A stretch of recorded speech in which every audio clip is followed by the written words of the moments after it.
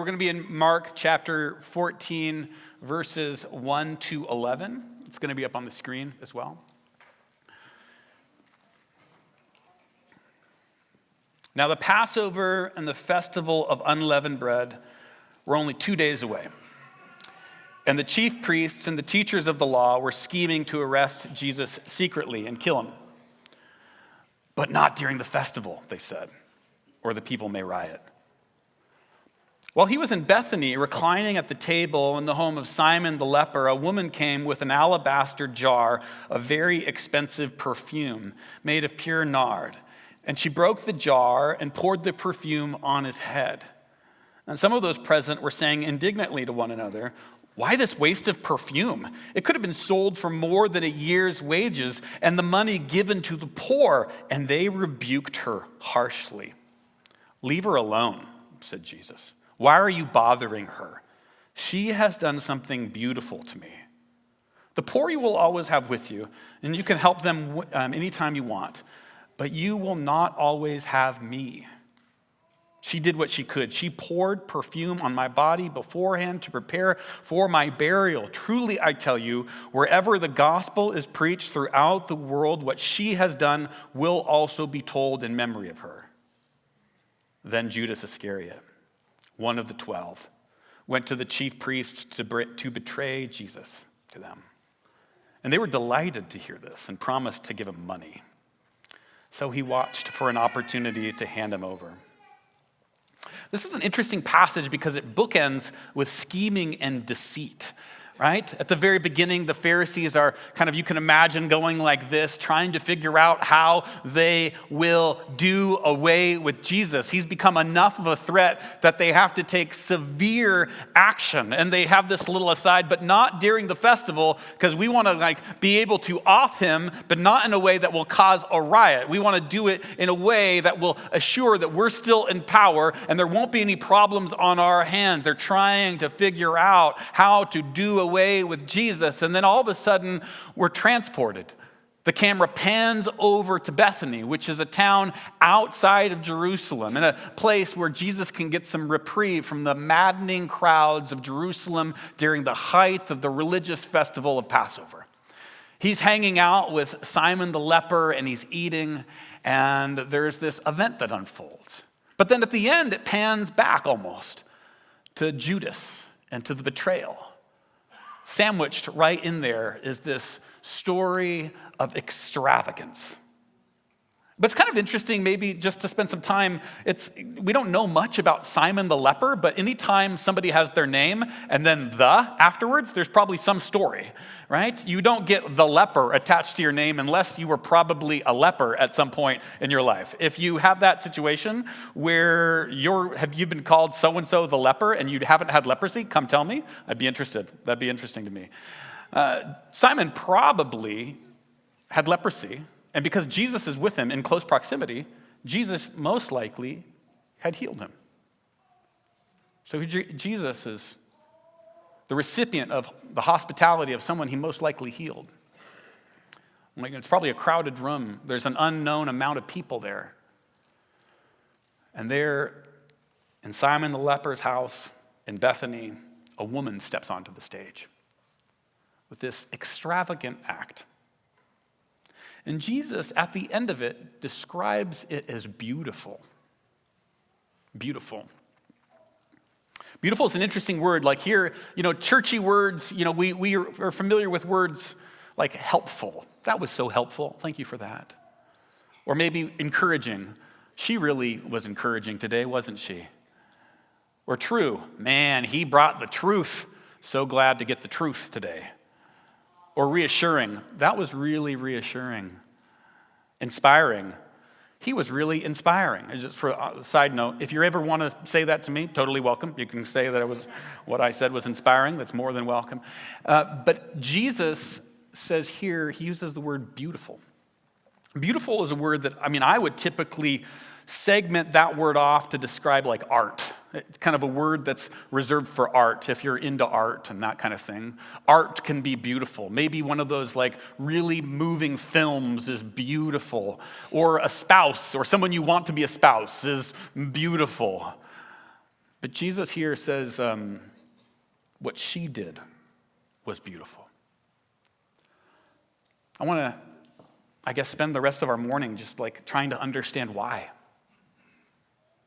What did Jesus see in her action that caused him to use a word that we typically relegate for art and romantic interests or spouses and apply it to what she did? Beautiful. There's a couple quick ideas, maybe the fact that that she had some type of understanding that the rest of the disciples didn't have. You see, Jesus says she was preparing me for burial, which means that Jesus knows that he's going to the cross and that she apparently knows he's going to the cross. And the rest of the disciples and the people in the room seem to be out of the loop on that, except for Judas, because he's starting to become aware that Jesus is going to the cross. But it seems like there is this connection between the woman and between Jesus, and they both understand what Jesus has been trying to communicate multiple times, that this ministry is not going up and to the right. It's not continuing to grow bigger and bigger until it has this massive, little entrepreneurial setups and startups all over the world, but that he's going to die. And she understands that. So maybe it was beautiful because there is this shared understanding that both of them have in the midst of all this misunderstanding that the disciples are constantly misunderstanding. Could be that, or it could be the fact that there's just this beautiful intimate thing. That the woman steps towards Jesus and she's the only one that's described in physical proximity to Jesus. It says she pours this perfume over his head. I had to read it a couple times because I was naturally reading it as she broke the thing on his head, which would be brutal. But that she doesn't do that. I mean, if she did, alabaster does break pretty easily. So, but she doesn't. She breaks it and she comes close to Jesus. And maybe it was the fact that there is this intimate connection between this woman and Jesus. The reason why Jesus calls it beautiful. Most likely is just the simple reality of the cost. The cost. That this woman pours out something of such great value on Jesus. So this is going to be a one-point sermon. We're going to be spending the rest of our time looking at the cost of this thing and how we're all called to be people that pour out, people of sacrifice, people of cost. Our family took a trip to Seattle yesterday. It was one of those rare Saturdays when you look at the schedule and there's not a lot to do. And there was stuff that was on my list of things to do. I don't know if you guys have lists of things to do at your house, but I was conveniently forgetting about all of that stuff. And I conveniently I helped my wife forget about it. And so we decided we're going to go to Seattle and we're going to go to a lunch and we're going to go to a bookshop. We're going to visit grandma. We're going to spend the Saturday kind of going on this family journey. And I don't know about you, but that's not a thing where I wasn't expecting it to be a high cost trip, but you go to lunch in Seattle. And then you don't say no to everything your kids want. You say no to 50% of what your kids want. And then you end up looking back at the end of the day at how much money you spent and there's a cost. Have you ever been there? I was there yesterday. I don't know that, cost. It seems like I'm aware of it more than I have been in the past. Gas, the grocery bill, you go on a date and you choose to not look at the price of things that you're asking for until the end where you come face to face with the reality of the price of the things that you bought. Cost. Some of those present were saying indignantly to one another, "Why this waste of perfume? It could have been sold for more than a year's wages and the money given to the poor." And they rebuked her harshly. This woman is completely misunderstood by all the ones talking, all the ones doing the talking. And it says they rebuked her harshly. Poor woman. What did that sound like? Did they call her a name? Was it the tone of voice that was harsh? What was harsh about it? We're not given all of the words because the words that we do have are words that they say to one another. We don't hear exactly what the harsh rebuke is, but Mark tells us that there was a harsh rebuke there. And I'm just imagining, like the first century Middle Eastern world, is fairly patriarchal, to say the least. And here's this woman kind of in the middle of everyone's angry gaze. Imagine what she was feeling. Imagine the fear.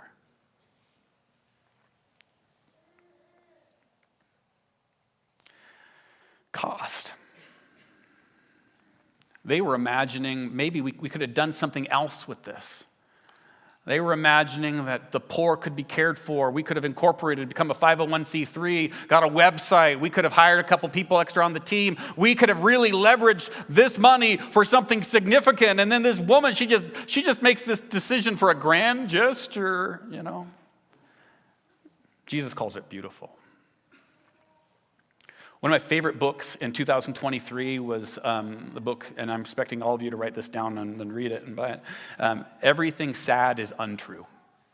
Anybody read it? Everything Sad is Untrue.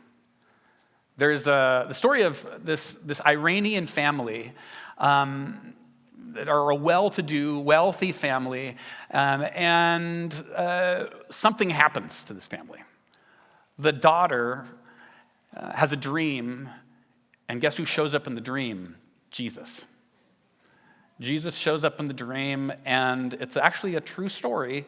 She wakes up, and it wasn't like, oh, that was weird. That one Jesus guy showed up. It was like he showed up, and the power of that experience stayed with her to the point where she could think of nothing else but to become a follower of Jesus herself.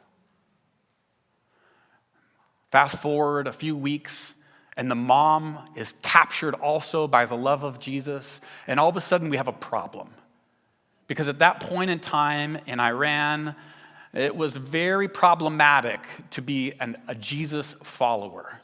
Especially a Jesus follower that was so captured by the love of Jesus that they weren't trying to hide it. They were just openly in love and desiring to grow in their relationship with God. And it makes it even more hard because this is a family of means. It's a well-to-do family. The mom had a multi-million-dollar medical practice. And all of a sudden there's this challenge, this wrinkle that shows up in the story.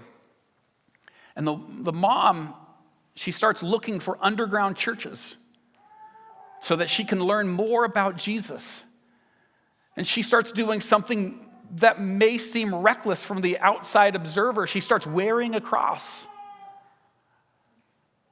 To the point where she has a fatwa put on her head, meaning that there is a death order if she is found. And so she flees Iran with her 2 kids and without her husband. For a long time, the boy who actually writes the story, the boy and the dad think, couldn't have you just found a different book club? One where they aren't studying the Bible, just like a different book club, But her heart has been captured by Jesus. Well, we were at the bookstore in Seattle, and we bought the author's newest book yesterday. We're excited to read it. My daughter and I are fighting about who gets to read it first. And on the way home, we decided to listen to a podcast by the author because we were just into it and remembering how much we loved that book. And in the podcast, the author says something that's significant. He says, my mom kept saying, if in the end of my life, all I have is Jesus and nothing else, it'll be worth it. It'll be worth it. At the end of my life, all I have is Jesus. It'll still be worth it. So, something happened while I was driving. It was crazy. I don't know if you've ever experienced this. I would describe it as eye sweat. It just started happening. And I would say my eyes were glassing over, but that sounds less masculine. And that's really important to be super uber masculine. So, eye sweat. And why? Because I was connecting in a very, very small way in my own experience. Now, I was not fleeing Iran at all, but I do remember senior year of high school. Senior year, where the cultural script is, go out and use every type, or just try to have fun. It doesn't matter. Blow all the boundaries, push all the boundaries. It's your senior year. You're only a senior once. Go to the Ragers, go to the Kegers, do all of that. But something had changed where I was not accepting the script that was given to me. I had met Jesus. I had come face to face with the love of God expressed in the person of Jesus, and something happened in me. I wasn't interested in making my Friday nights about how drunk I could get anymore. It had been about what I was living for, but something had shifted. God had transformed my life, and because of that, there was this cost. I remember my friends stopped calling. I was not the one that they wanted to hang out with anymore. Not because I was this annoying religious guy. It's just because I wasn't going with the cultural script. And all of a sudden, I was kind of a social outcast in the group of people that I had gone through high school with. But the crazy thing was that I wasn't like bemoaning my loneliness, because I had experienced the love of God and Jesus, and that's what I wanted. I craved it. I remember hungering like to do something that might sound crazy. I wanted to read the Bible and go to church. It's crazy, I know. But I remember the cost. I have this conviction. Every follower of Jesus has poured something out. Every follower of Jesus has poured something of themselves out at the risk of being misunderstood, all because they understood the love of God. Have you seen the cost of following Jesus in a way where it doesn't feel like it's a cost, because there's so much joy, because God has done something in your life that nothing else can do? No other philosophy, no drug, no romantic relationship can do it. Have you experienced this inside out transformation to the point where you joyfully pay the cost, because the cost is it's irrelevant because there's Jesus? Have you been in that place? Every follower of Jesus, I'm convinced, at some point in their life, pours something out from their life. Thing is whether you're a Jesus follower or not, we actually all pay a cost. And so you get to actually choose, what cost am I going to pay? You could pay the cost of what I'm calling the celebrity, or pay the cost of what I'm calling the saint. Now, hear me on this. I'm not saying that every celebrity is bad. If you happen to be a celebrity in the room, glad you're here. It's really great. Welcome, blue check marks. But we all know, like, that story of the celebrity that lives for the ego. You see, the cost of celebrity is to lose more and more of your true self so that you become a veneer of yourself, a thin gloss and polish, after living your life for yourself, after trying to establish something to promote how great you are to everyone that might be interested. And so at the end, you've paid a cost, but you've lost so much of who you truly are. And then there's the way, or the cost of the saint, is to lose more and more of your false self so that you can grow, so you do grow in the knowledge of God, and you grow into your true self. So the question is, before all of us, what cost will you pay? What cost will you pay? It was Jim Elliot, the missionary, who said, "He is no fool who gives what he cannot keep to gain what he cannot lose." In the end of your life, will you say, if I have Jesus, I am good? We pay this cost in big and dramatic actions and also in small daily practices.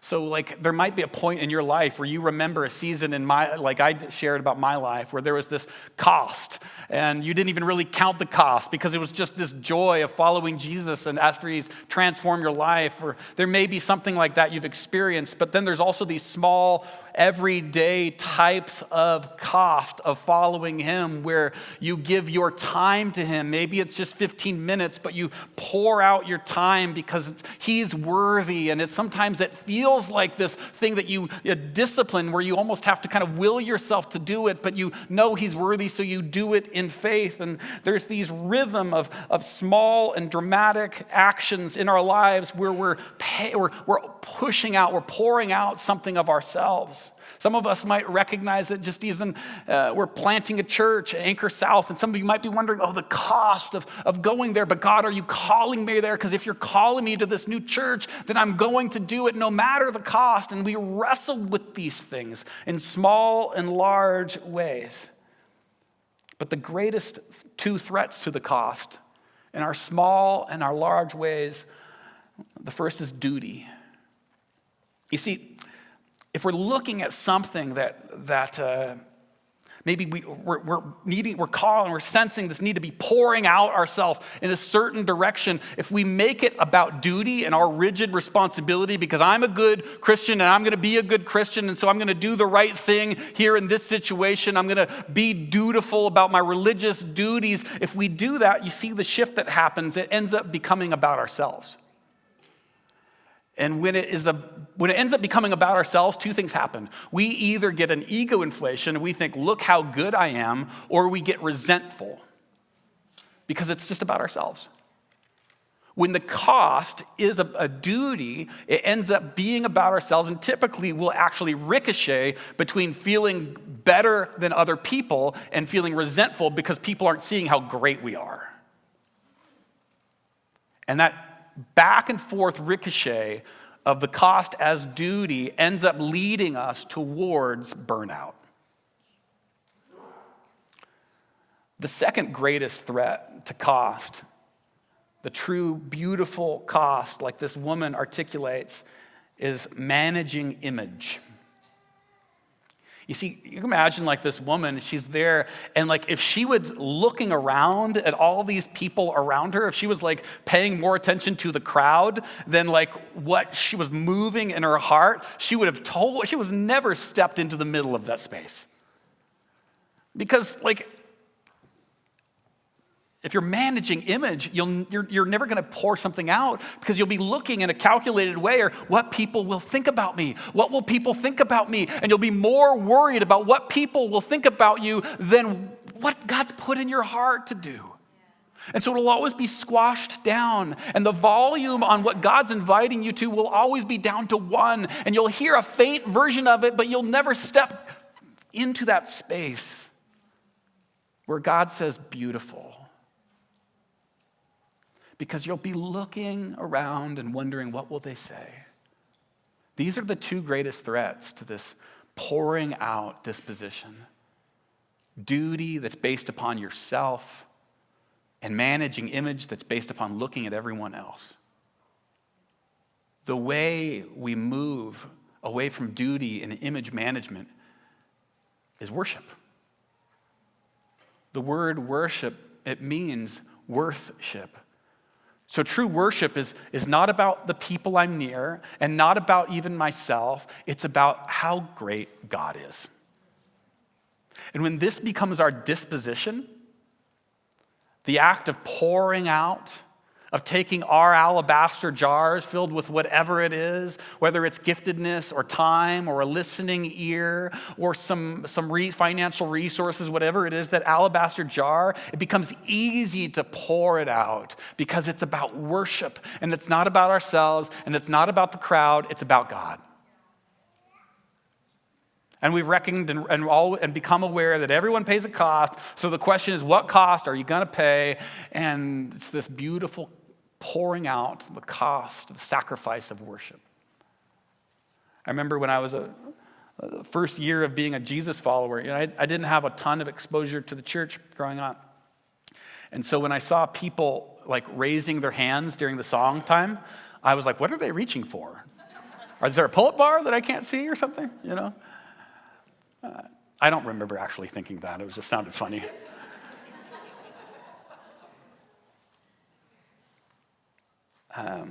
And I remember thinking, I could never do that. Why? Because I was worried about image management. In my small little way, I was worried about what would people say if they saw me go like this, Not that this or this, but it was just the thing that was keeping me from that was the fact that I was so concerned about what the people around me might see. It's a dark room, but I wasn't paying attention to that, It's what are they going to think? There's this beautiful, beautiful, beautiful thing to this place where it's not about duty, it's not about what people are thinking, it's about God. It's there where Jesus looks at us and says, beautiful. You always have to, at that point, risk being misunderstood. In fact, the people around, they misunderstand. But check this out. This is what Jesus says. Verse 6, he says, shut up. He doesn't actually. He says, leave her alone. Leave her alone. Everybody's critiquing. Jesus says, no. And then he goes on to say, why are you bothering her? She's into this courageous, vulnerable act of pouring out this on Jesus' head, and Jesus defends her as everyone misunderstands her. And then it goes on and says, truly I tell you, wherever the gospel is preached throughout the whole world, what she has done will also be told in memory of her.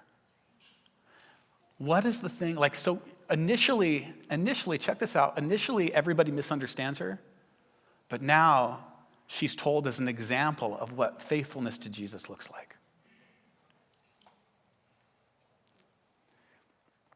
Which cost will you pay? What will you pour out? Will you accept the script that culture gives you as kind of okay, I guess I reach for this and then I accomplish that and then everybody will think I'm great? Or you live your life as an expression of worship? More beautiful than the act of the woman is the act of Jesus, because he also paid a cost, pouring out his life so that we could have his security with the Father. Like the woman, he was the object of the crowd's scorn as they yelled, "Crucify him."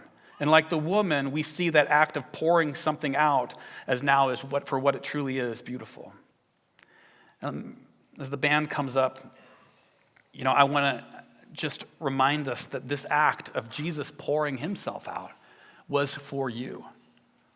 So some of us right here in this place, have yet to let that message settle down deep in our soul. I want to tell you, Jesus poured his life out for you. And we are left with this opportunity to respond.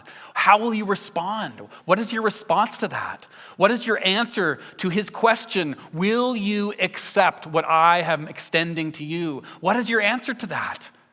You see, we aren't called to pour out our life in hopes that he might love us. He loves us, and so we pour out our life in response to his act of love. He loved us first so that we might know what love is and then express that love to him and to others. He has made provision for you to not only know what love is, but to have access to a holy God. What is your response to that?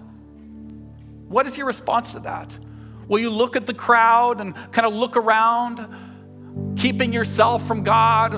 Will you look at yourself and say, well, I don't know, or will you look at him?